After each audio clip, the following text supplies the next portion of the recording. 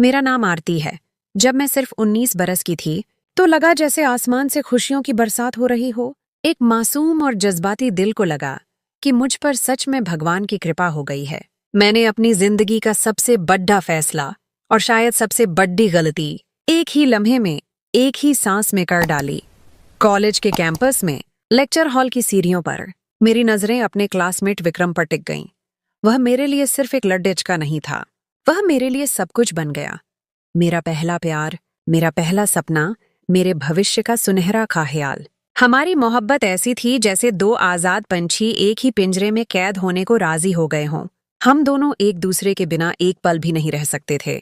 विक्रम एक अमीर, रूढ़िवादी और बहुत प्रभावशाली हिंदू ब्राह्मण परिवार का इकलौता चिराग था।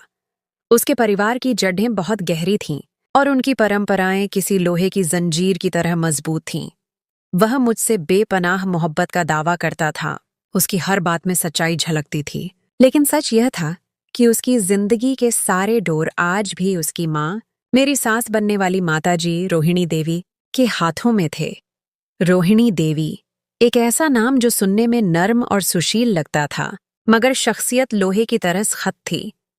वह एक ताकतवर, कठोर और मान सम्मान वाली महिला थीं, जिनकी खानदानी और समाजी हैसियत को सब मानते थे। पति की जल्द मौत के बाद उन्होंने विक्रम को माँ और बाप दोनों का प्यार देकर पाला था, और इसी प्यार ने उसे सोने के पिंजरे का कैदी बना दिया था। उनका एक ही मकसद था, वह अपने बेटे की शादी अपनी पसंद और मर्जी से ही कराएंगी। इस सिलसिले में वह न जाने आज तक कितनी ही खूबसूरत, पढ़ी लिखी और मालदार लड्ढाकियों को सिर्फ इसलिए मना कर चुकी थीं कि वे उनके ऊंचे स्टैंडर्ड पर पूरी नहीं उतरी थीं। जब विक्रम ने कांपते हुए लहजे में उन्हें बताया कि उसने अपने लिए खुद लड़की पसंद कर ली है, एक ऐसी लड़की जो उनके खानदान के स्टैंडर्ड और जाति से मेल नहीं खाती, तो यह खबर उनके लिए किसी आसमानी बिजली गिरने से कम नहीं थी। उनकी बरसों की मेहनत और प्लानिंग एक पल में बिखरती नजर आई। उन्होंने फौरन अपने जज्बातों पर काबू पाया और विक्रम से कहा कि वह मुझसे हर तरह के सवाल पूछेंगी। मेरी पढ़ाई, मेरे परिवार, मेरे अतीत, मेरी पसंद नापसंद, यहाँ तक कि मेरे सपनों के बारे में भी। और मैंने सोचा, ठीक है, ये तो रीति रिवाज है, हर घर में होता है। मुझे तो सिर्फ रोहिणी देवी का दिल जीतना है। मगर मेरा यह ख्याल सिर्फ एक कच्चा ख्याल था, क्योंकि मेरी सास का बहुत ही अजीब और गरीब बर्ताव तो अभी शुरू भी नहीं हुआ था। हमारे समाज में आम तौर पर लड़डचकी को देखने के लिए सिर्फ लड़डचके की माँ और एक दो करीबी औरतें ही आती हैं, जिनका मकसद सिर्फ यह देखना होता है कि लड़डचकी सभ्य और सलीकेमंद है।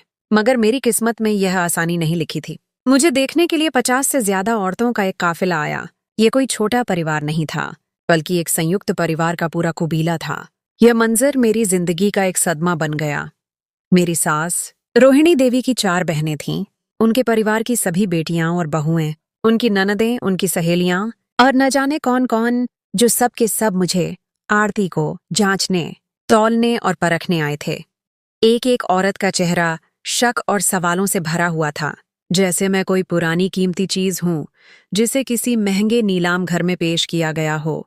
वीडियो पर आगे बढ़ने से पहले यदि आपने हमारे चैनल को सब्सक्राइब नहीं किया है तो कृपया सब्सक्राइब करें और उसके बगल में घंटी को चालू करें। मैं इस भीड़ डीच को देखकर हैरान परेशान रह गई थी। मेरे माँ बाप का हाल भी कुछ अजीब था, मगर उन्होंने खुद को संभाला और मुझे समझाने लगे, बेटी घबराओ मत, ये सिर्फ देखने ही तो आए हैं, उठाकर थोड़ी न ले जा रहे हैं। उनके लहजे में विनम्रता थी, मगर आंखों में अमीरी की चमक थी। ये तो अमीरों के नखरे हैं और हमारे समाज की पुरानी भूली बिसरी रस्में हैं। लड्डका तुम्हारी पसंद का है और देखो कितना खूबसूरत है। अगर लड्डिच का पसंद कर लिया तो उसकी माँ और रीति रिवाजों को भी सहना पड़ेगा। ये खानदान बहुत बद्दा और दौलतमंद है। मेरे माँ बाप की खुशी असल में मेरी पसंद की जीत से ज्यादा उस अमीरी और रुतबे से थी जो उनकी बेटी को मिलने वाला था। ये सब कुछ मेरे लिए और भी ज्यादा बोझिल हो गया था। मुझे ये रस्में और ये भीड़ दस्तखत नापसंद थी और इसीलिए मैंने कॉलेज में गंधर्व विवाह को तरजीह दी थी। मेरी ख्वाहिश थी कि मुझे कोई बार बार देखने नहीं आएगा और मैं इन पारंपरिक बंधनों से आजाद रहूंगी। मगर हाय रे किस्मत, जिस चीज से भाग रही थी वही मेरे सर पर आ पड़ी। पूरे 2 घंटे तक उन 50 लोगों ने मुझे बार बार एक एक चीज को गौर से देखा। वह एक दूसरे से फुसफुसाते रहे, मेरी चाल, मेरी कूद काठी, मेरे रंग पर टिप्पणी करते रहे। इस अमल ने मेरे आत्मसम्मान को बुरी तरह जख्मी किया। पहला अपमान, मुझसे कमरे में चलकर दिखाने का हुक्म दिया गया ताकि वह मेरी चाल ढाल को अशराफिया के स्टैंडर्ड पर जांच सकें। दूसरा अपमान, फिर मुझे बैठकर दिखाने की मांग हुई जैसे मैं कोई लचीली गुद्धियां हूं। और सबसे बद्धा अपमान, एक मोटी ताजी और बहुत अहंकारी औरत ने तो यहां तक कह दिया, हमें यकीन नहीं आता कि यह लक्ष्मी खाना बना सकती है। हमारे सामने एक रोटी बनाकर दिखाओ, देखते हैं तुम्हें आटा गूंथना और रोटी बेलना आता है या नहीं। यह एक बाकायदा हुक्म था। मैं शायद दुनिया की पहली नई नवेली दुल्हन थी जो अपनी पसंद की शादी पर इस कदर जबरदस्त गुस्से और बेबसी की हालत में थी। मेरे दिल की गहराई से चीखें निकलने को थीं। मेरा दिल चाहा कि इन सब को बताऊं कि मैं कोई बकरी नहीं हूं जिसे कुर्बानी से पहले सबने आकर तौलना और जांच करना है। इस संयुक्त परिवार के सिस्टम और इनकी अजीब और गरीब रस्मों ने शादी से पहले ही मेरी रूह को परेशान कर दिया था। रोहिणी देवी मेरी शादी ऐसे करवा रही थीं जैसे मैं उनकी अपनी बेटी हूं और मेरी मर्जी का कोई वजूद ही न हो। उनकी हर बात में एक अनदेखी हुकूमत और मिल्कियत का एहसास था। खैर, जैसे तैसे करके भगवान का नाम लेकर शादी की रस्में पूरी हुईं। 7 फेरे हुए और मैं आखिरकार विक्रम की सजी हुई सेज पर उसके कमरे में आकर बैठी। मैंने एक गहरा, लंबा सांस लिया और सोचा कि अब इन तमाम अजीब और गरीब रस्मों से जान छूट जाएगी। आज हमारी सुहागरात थी और मुझे पूरा यकीन था कि रोहिणी देवी कम से कम इस कमरे में तो नहीं आएंगी। मैंने विक्रम का इंतजार शुरू कर दिया। मेरे दिल में एक मीठी सी घबराहट थी। आखिरकार मैं और मेरा प्यार अकेले होंगे। मगर मुझे लगता है कि मेरी जबान काली थी या मेरी किस्मत खराब। मेरे ख्याल के बरखिलाफ सुहागरात को रोहिणी देवी बाकायदा मेरे कमरे में आ गईं। उनके चेहरे पर कोई शर्मिंदगी नहीं थी, बल्कि एक फतेह वाली मुस्कुराहट थी। मुझे लगा कि कोई नसीहत या लेक्चर देने आई होंगी और फिर चली जाएंगी, लेकिन उसके बाद जो हुआ उसने मेरा बचा खुचा दिमाग भी खराब कर दिया और मेरे सभी रोमांटिक ख्यालों को तोड़ डाला। रोहिणी देवी ने एक सर्द और रौबदार लहजे में कहा, तुम इस कमरे में नहीं रह सकती। तुम्हें मेरे साथ मेरे कमरे में आकर सोना होगा। मेरे गुस्से की आग 7वें आसमान पर पहुंच गई और मैंने बेबाकी से कहा, यह किस तरह की बात है? क्या ये कोई मजाक है? उन्होंने फौरन मेरे जुमले को काट दिया और चेतावनी दी, शर्म करो बहू, एक दिन की दुल्हन इस तरह से फरफर नहीं बोलती। यह हमारी पीढ़ियों पुरानी खानदानी रस्म है जिसे हर लड़चकी को निभाना होता है। उनकी आवाज में एक ऐसा जोर था जो हर मुखालिफत को कुचल सकता था। उन्होंने इस रस्म को एक नैतिक स्टैंडर्ड बना दिया। अगर कोई लड़की यह रस्म नहीं निभाती तो उसे बेशर्म कहा जाता है। तुम्हें 3 दिन तक मेरे कमरे में आकर सोना होगा। इसके बाद तुम जानो तुम्हारी जिंदगी। कोई तुम्हें कुछ नहीं कहेगा, लेकिन यह रस्म पूरी करनी होगी, वरना तुम्हारी आने वाली जिंदगी में परेशानियां पैदा हो सकती हैं और खानदान के बड्ढों का घेरजिप तुम पर टूट सकता है। मैं हैरान थी। मेरी सास एक तरफ तो मॉडर्न होने का दावा करती थीं। उनकी जबान से ब्रांड के नाम खत्म नहीं हो रहे थे। उनके कपड़े बहुत महंगे थे। और दूसरी तरफ यह एक बहुत ही पुरानी और अजीब व गरीब रस्म पर पूरा यकीन रखती थीं। मेरा दिल चाहा कि चिल्लाकर कह दूं, मैं कहीं नहीं जाऊंगी, इसी कमरे में रहूंगी। मगर उनकी शख्सियत का रौब और उनका शारीरिक वजूद मेरे सर पर खड्डा था। जब उन्होंने देखा कि मैं अपनी जगह से टस से मस नहीं हुई, तो उन्होंने मेरा बाजू पकड़ा और कहा, उठो और चलो, देर मत करो, कहीं विक्रम इस तरफ ना आ जाए। वह भी थका होगा, उसने इसी कमरे में सोना है। फिर जो उन्होंने कहा वह मेरे अपमान की आखिरी हद थी। साथ ही उसके कुछ दोस्तों ने भी इसी कमरे में सोना है, इसलिए तुम्हारा यहां रहना ठीक नहीं। मेरी सास मुझे अपने साथ ऐसे घसीट कर ले गईं जैसे मेरी शादी उनके बेटे से नहीं बल्कि किसी नौकरानी की हुई हो। जैसे किसी बच्चे को दुल्हन के कमरे से निकाला जाता है कि यहां तुम्हारा क्या काम। मेरे गालों पर आंसू बहने लगे, मगर उनका दिल नहीं पिघला। वह मुझे अपने कमरे में ले गईं, जहां से एक अजीब सी बू आ रही थी, जैसे पुराने और बंद तहखानों से आती है। उन्होंने मुझे लाकर एक पुराने पलंग पर बिठा दिया और कहा, इस कमरे से बाहर नहीं जाना। मैं थोड़ी देर में मेहमानों को निपटा कर आ रही हूं। मेरे पैरों तले से जमीन निकल गई जब उन्होंने कमरे से बाहर निकलकर दरवाजा सिर्फ बंद ही नहीं किया बल्कि उसे बाकायदा ताला लगा दिया। उन्हें क्या डर था कि मैं भाग जाऊंगी। अगर मुझे भागना होता तो इस घर में क्यों आती? मुझे अपनी अक्ल पर अफसोस करने का दिल कर रहा था कि मैं अपना फोन अपने कमरे में भूल आई। कम से कम अपने पति विक्रम को फोन तो करती और उसे बताती कि यह सब क्या हो रहा है और मेरी कितनी बेइज्जती की जा रही है। मुझे याद है, विक्रम ने मुझे तसल्ली देते हुए कहा था कि उसकी माँ बहुत ही अजीब हैं और उसे बहुत प्यार करती हैं, इसलिए वह हर तरह से मुझे चेक करने की कोशिश करेंगी। तुम परेशान बिल्कुल मत होना, आरती। मैं तुम्हारा हूं और हमेशा तुम्हारे साथ रहूंगा। मगर मेरा पति तो तब साथ देता जब मैं उससे मिल सकती, उसे देख सकती या बात कर पाती। मुझे यूं महसूस हो रहा था जैसे मैं किसी रहस्यमय कैद खाने में हूं। पहली रात मैं शादी की रस्मों की थकान और जज्बाती तकलीफ की वजह से इतनी थकी हुई थी कि जल्द ही सो गई। मुझे याद भी नहीं कि रोहिणी देवी कब कमरे में वापस आईं और कब सोईं। मगर सुबह जब जागी तो मेरे सर में बहुत जोर से दर्द हो रहा था।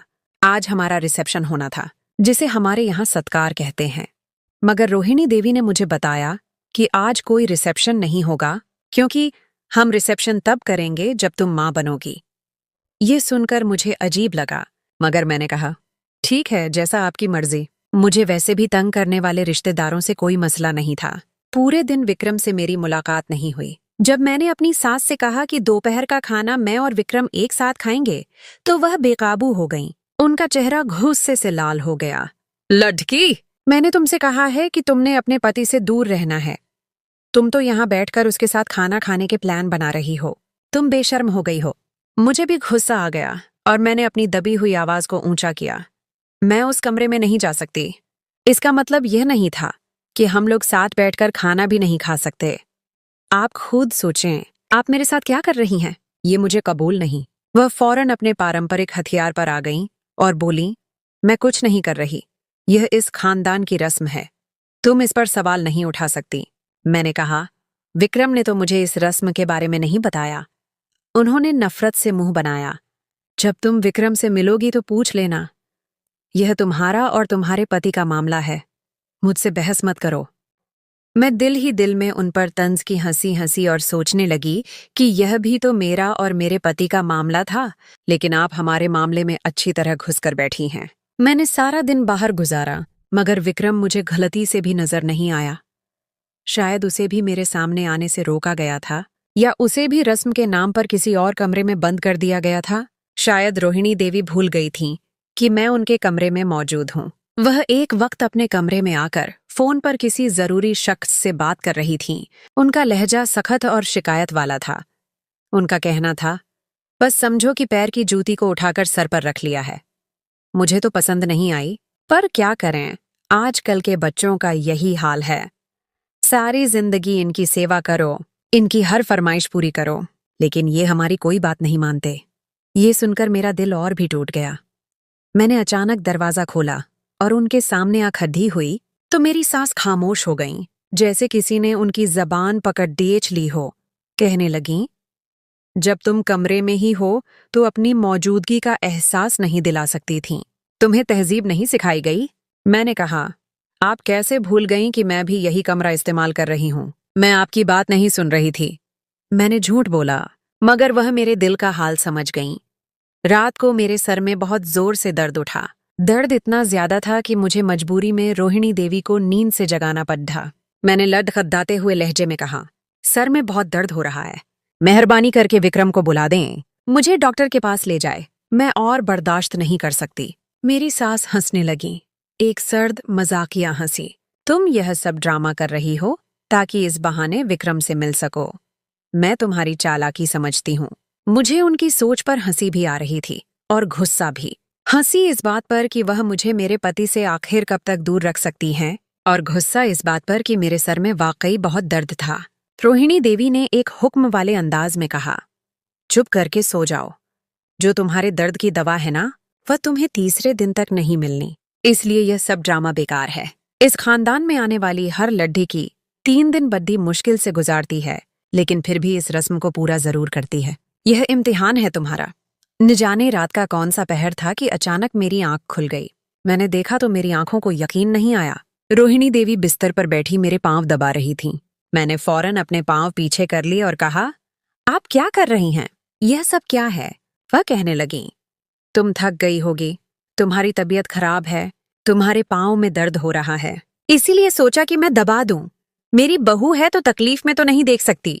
मैं यह सोचकर हैरान परेशान हो गई कि अभी यह औरत मेरे दर्द को ड्रामा कह रही थी और अभी यह बैठी मेरे पांव दबा रही है।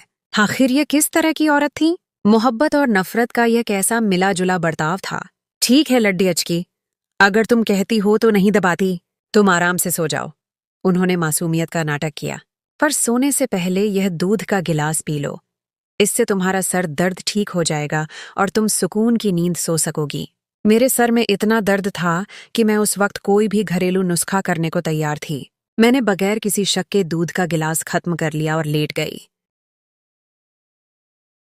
यहीं इसी लम्हे मेरी जिंदगी का सबसे बड़ा धोखा शुरू हो चुका था। अगले 2 दिन की रात भी मेरी हालत ऐसी ही रही। दूध का गिलास उनका एक पक्का इलाज बन गया, जिसे वह बद्धी मोहब्बत से मुझे पिलाती थीं। तीसरे दिन की रात तो न जाने मेरे साथ क्या हुआ कि मुझे कुछ याद नहीं कि मैं कब सोई, कब जागी। मैं एक गहरी बेसुध नींद में डूब चुकी थी।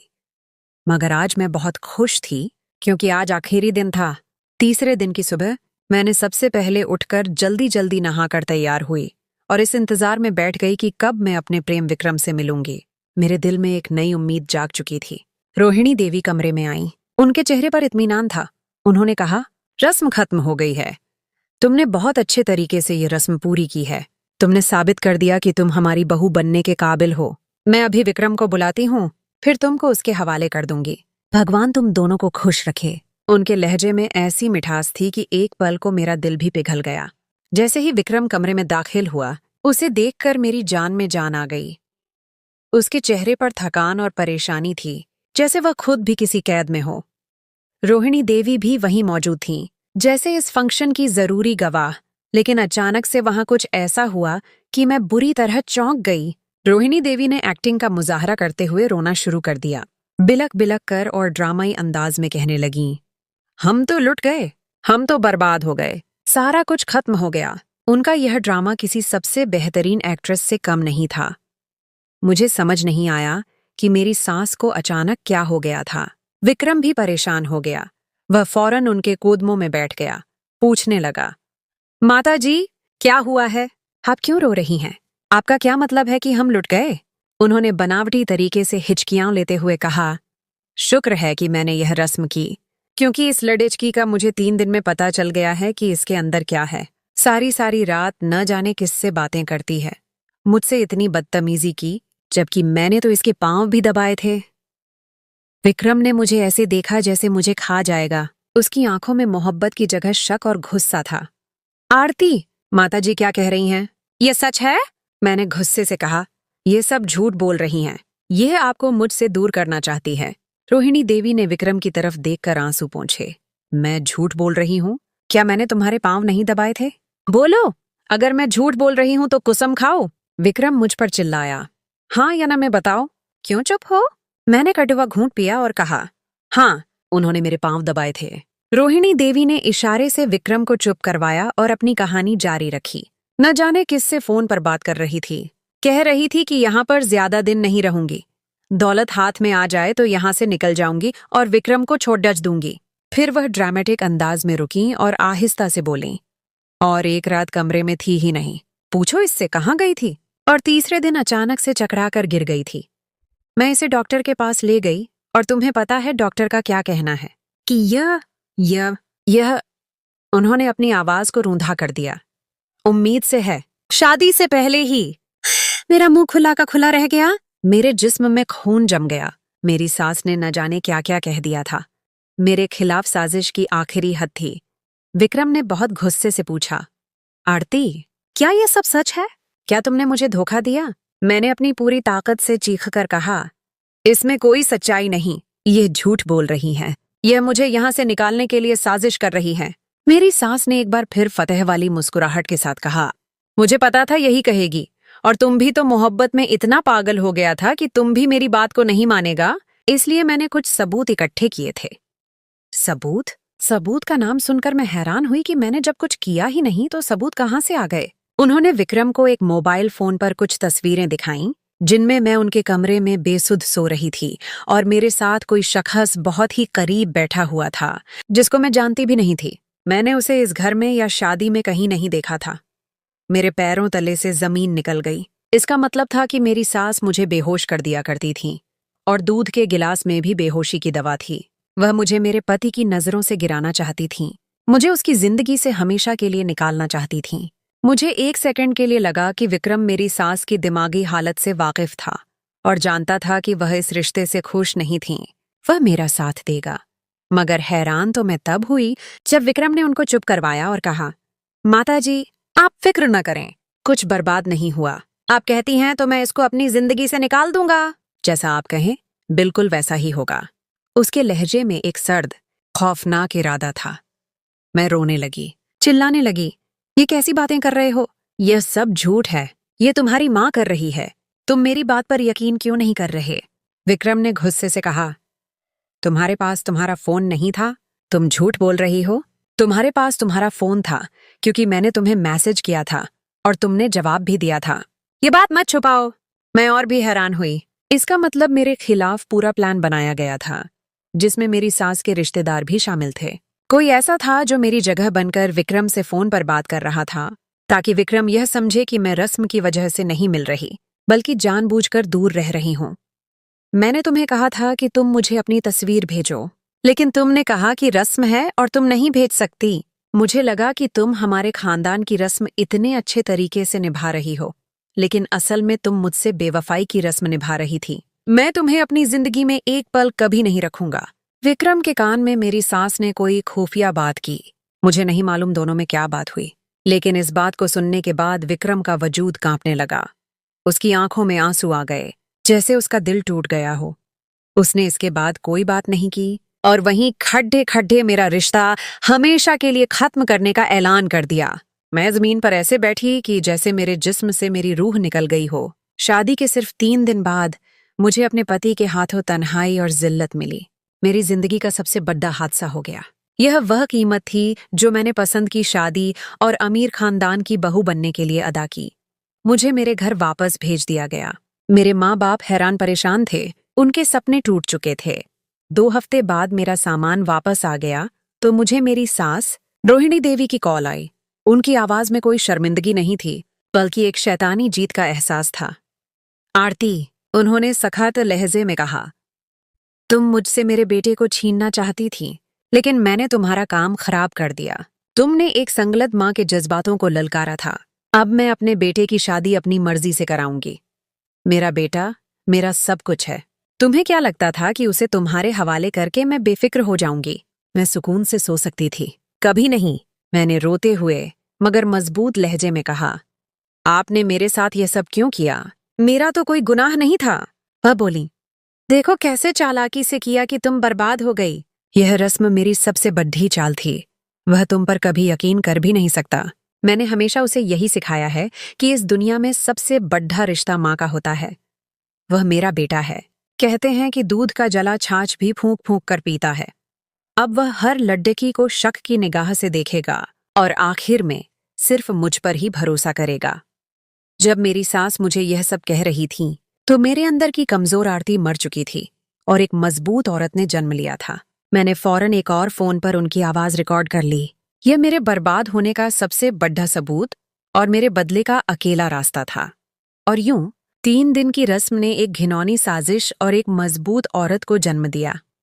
मेरे दिल में अब विक्रम के लिए कोई जगह नहीं थी, सिर्फ अपने आत्मसम्मान को वापस पाने का इरादा था। तो दोस्तों, कैसी लगी आपको आज की हमारी ये शानदार कहानी? मैं उम्मीद करती हूँ कि आपको कहानी जरूर पसंद आई होगी। अगर आपको कहानी पसंद आई हो तो वीडियो को लाइक करें और अपने दोस्तों के साथ शेयर भी जरूर करें। और भी इसी तरह की शानदार और मजेदार कहानियां देखने के लिए हमारे चैनल को सब्सक्राइब कर लें और साथ मौजूद घंटी के बटन को भी प्रेस कर दें। मिलेंगे आपसे किसी एक और शानदार सी कहानी के साथ। तब तक के लिए धन्यवाद।